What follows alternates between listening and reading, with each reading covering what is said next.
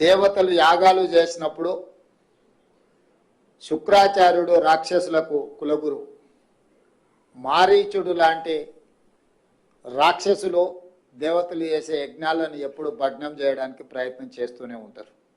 అట్లనే ఈరోజు కూడా ఒక శుక్రాచార్యుడు ఫామ్ హౌస్లో ఉండి మారీచుడు ఇలాంటి రాక్షసులు అసెంబ్లీకి వచ్చి దేవతలు చేసే యాగాలను యజ్ఞాలను భగ్నం చేయడానికి ప్రయత్నం చేస్తూనే ఉంటారు. అది పురాణాల నుంచి ఈరోజు ప్రజాస్వామ్యం వరకు మనం కళ్ళతో చూస్తున్నాం.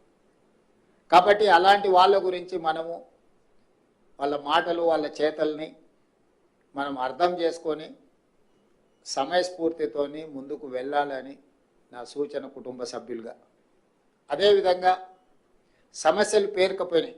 తెలంగాణ రాష్ట్రం వస్తే మన సమస్యలకు శాశ్వత పరిష్కారం దొరుకుతుందని అనుకున్నాం. కానీ ఆ సమస్యలు మరింతగా పేరుకుపోయి జటిలంగా మారింది. 58 సంవత్సరాల నుంచి 61 సంవత్సరాలకు ఉద్యోగ రిటైర్మెంట్ వయసును పెంచడం వల్ల ఆ 61 సంవత్సరాలు మనం అధికారంలోకి వచ్చిన తర్వాత రిటైర్మెంట్ ఉద్యోగస్తుల ఎక్కువగా పెరిగిపోయింది. రిటైర్మెంట్ బెనిఫిట్స్ గత ప్రభుత్వం చెల్లించకుండా 11,000 పైగా కోట్ల రూపాయల భారాన్ని మా మీద ఇచ్చిపోయారు. అదేవిధంగా కాంట్రాక్టర్లకు చెల్లించాల్సిన బిల్లులు, ప్రభుత్వానికి సరఫరాలు చేసిన వాళ్ళ బిల్లులు దాదాపుగా 42,000 కోట్ల రూపాయలు బకాయిలు పెట్టారు.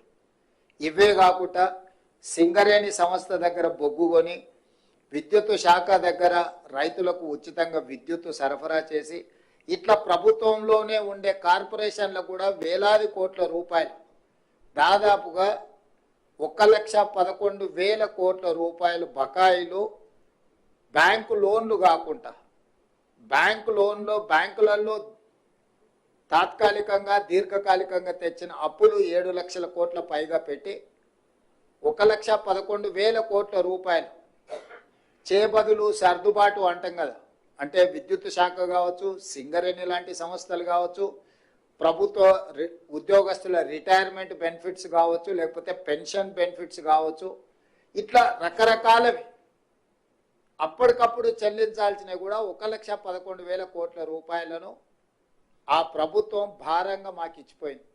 అందుకే నేను శాసనసభలో వైట్ పేపర్ ప్రవేశపెట్టి గత ప్రభుత్వం నుంచి అధికారంతో పాటు మాకు బదిలీ అయిన అప్పులను తప్పులను పారదర్శకంగా చట్టసభలో చర్చకు పెట్టిన. ఆ రోజు స్పష్టంగా ప్రభుత్వం ఎఫ్ఆర్బిఎం పరిధిలో కానీ, లేకపోతే కార్పొరేషన్ల పరిధిలో కానీ, లేకపోతే ప్రభుత్వానికి పనిచేసిన చెల్లించాల్సిన బకాయిలు కానీ, అదేవిధంగా ప్రభుత్వ ఉద్యోగస్తులకు చెల్లించాల్సిన రిటైర్మెంట్ బెనిఫిట్స్ కానీ, వీటన్నిటిని లెక్కలు కట్టి స్పష్టంగా 8,11,000 కోట్ల రూపాయల అప్పుల భారాన్ని మా మీద మోపినరు. ఇక్కడి నుంచి మా ప్రయాణం మొదలవుతుంది. ప్రభుత్వ ఉద్యోగస్తుల యొక్క జీతభత్యాలు, పెన్షన్స్, అదేవిధంగా గత ప్రభుత్వం చేసిన అప్పులకు అసలు మిత్తి చెల్లింపులు, అదేవిధంగా గతంలో కొనసాగుతున్న సంక్షేమ పథకాలు, కొత్తగా మేము ప్రవేశపెట్టిన సంక్షేమ పథకాలు, వీటన్నిటిని కూడా లెక్కలేస్తే ప్రతి నెల 30,000 కోట్ల రూపాయల అవసరము మనకు తేలింది. రాష్ట్ర ప్రభుత్వానికి వస్తున్న ఆదాయం 18,000 నుంచి 18,500 కోట్ల రూపాయలు. కొన్ని పథకాలను పక్కన పెట్టిన 22,500 కోట్ల రూపాయలు నువ్వు తల తాకట్టు పెట్టైనా ప్రతి నెల మన ఖర్చులు ఉన్నాయి.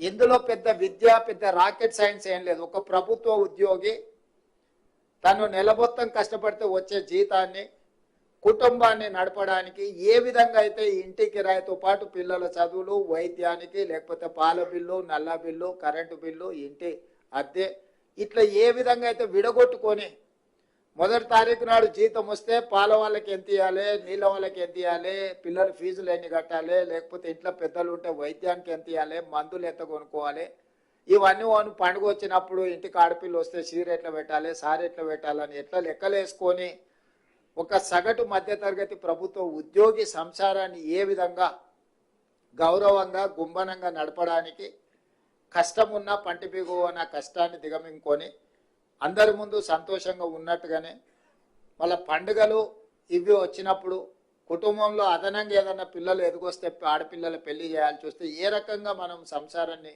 ముందుకు తీసుకెళ్తామో ఈరోజు మేము కూడా ఎన్నో గత ప్రభుత్వం నుంచి వారసత్వంగా వచ్చిన అప్పులను తప్పులను కప్పిపుచ్చుకుంటూ ప్రతిసారి మేము దివాలా తీసినామని చెప్పుకుంటూ వెళ్తే ఇంకా నమ్మేవాడు కూడా నమ్మని పరిస్థితి వస్తుందని చెప్పి ఒక రకంగా కూడా తీసుకొని ముందుకు వెళ్తున్నాం. ఈ 2 సంవత్సరాలు మీకు కొంత ఇబ్బంది అయినా గతంలో రావాల్సిన బకాయిలు రాకపోయినా అవి డిఏ రూపంలో కావచ్చు, రిటైర్మెంట్ బెనిఫిట్స్ కావచ్చు, లేకపోతే మీరు దాచిపెట్టుకున్న మీ సొంతం మీ జీతంలో మీరు కటింగ్స్ ద్వారా దాచిపెట్టుకునే కూడా మీరు అడిగితే సమయానికి రాకపోవడం ఎన్నో సమస్యలు. కొంతమంది రిటైర్మెంట్ ఉద్యోగస్తులకు ఆరోగ్య సమస్యలు వచ్చి వైద్యం చేయించుకుందాం అనుకున్నా కూడా సరైన సమయంలో రాని పరిస్థితిలో 2 సంవత్సరాలు ఈ ప్రభుత్వంలో ఉండే సమస్యల్ని మన అందరం కూడా కలిసికట్టుగా ఎదుర్కొని ఈరోజు ఈ ప్రభుత్వాన్ని నడిపించడం ద్వారా సమాజంలో తెలంగాణ ప్రభుత్వానికి గౌరవం నిలబడ్డది. దానికి ప్రధానమైన కారణం ప్రభుత్వ ఉద్యోగస్తులే. మేమందరం కలిస్తే ఎంతమంది? 119 మంది ఎమ్మెల్యేలు, 17 మంది ఎంపీలు, 40 మంది ఎమ్మెల్సీలు. ఇంతే కదా మేము అందరం కలిసి ఉద్యోగస్తులము. ఎంత అయినరు? 200 కూడా కాలే. కానీ రాష్ట్రాన్ని నడిపేది 10.5 లక్షల మంది ప్రభుత్వ ఉద్యోగస్తులు. మేము 200 మంది లోపలనే ఉండే మేమే ఈ ప్రభుత్వాన్ని నడపలేం. ఈ ప్రభుత్వం సాధించిన విజయాలకు మేము 200 మందే అని ఎవరైనా అనుకుంటే అది వాళ్ళ భ్రమనే.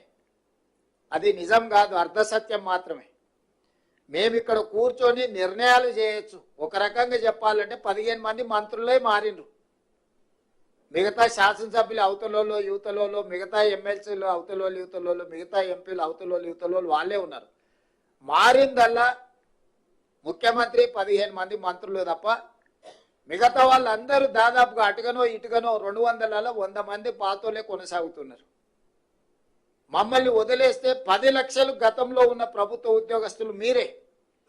ఆనాడు వాళ్ళు చేసిన తప్పు నిర్ణయాలను కూడా మీ మీద ఒత్తిడి పెట్టి అమలు చేయించారు. ఈరోజు మేము చేసే సక్రమమైన నిర్ణయాలను కూడా మీరు అమలు చేస్తున్నారు. కాబట్టి ఈరోజు ఉపాధి హామీ పథకం నుంచి మొదలు పెడితే షాదీ ముబారక్ కావచ్చు, కళ్యాణ లక్ష్మి కావచ్చు, సన్న బియ్యం కావచ్చు, 200 యూనిట్లు ఉచిత కరెంటు కావచ్చు, రైతు బీమా కావచ్చు, లేకపోతే ఈరోజు ఇందిరమ్మ ఇండ్లు కావచ్చు, మా ప్రభుత్వం గొప్పగా చెప్పుకునే సన్న బియ్యం పథకము, ఇందిరమ్మ ఇండ్లు, ఈరోజు